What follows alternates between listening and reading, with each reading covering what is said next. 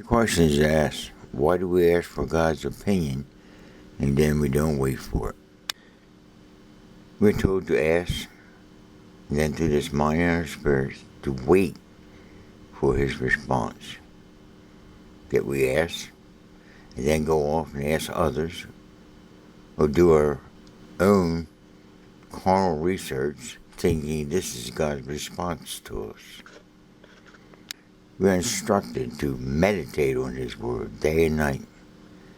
Did you know that this Word should be this response that we got from Him, and not the responses that others have gotten from Him who did ask and waited to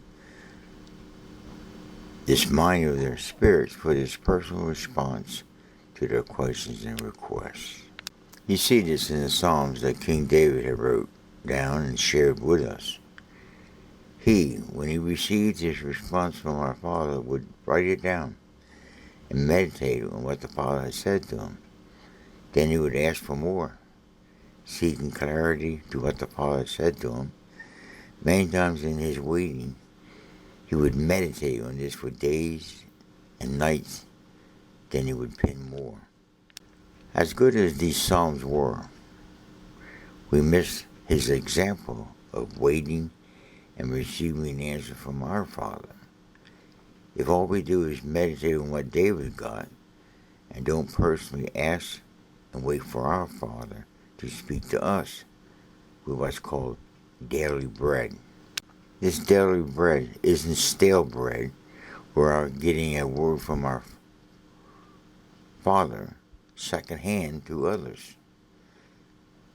In our maturity, it is one-on-one and personal, and it isn't adding anything to the letter of the Bible or taking away from what, for example, was given to King David. It is following the example clearly revealed in Scriptures and our waiting to this mind in our spirit for this fresh daily bread from our Father, which takes David's experience and brings it alive and personal to those asking and waiting. In this series of videos, which I placed this added video, this series of videos on the living Word, what I have been called to share are the notes and articles that our Father has given to me over many years. The examples I need to share to assist you, revealing how we really can hear from our Father and are not dependent upon getting a word from Him secondhand from others. These videos and writings aren't shared for you to follow me, but only that you might follow the example that I and others who have waited for our Father's response did receive, and how we meditate on this living Word given to us, and how it's directed our paths. You now know that you can ask and receive on a personal level. So ask, wait, and your Father will respond. God bless.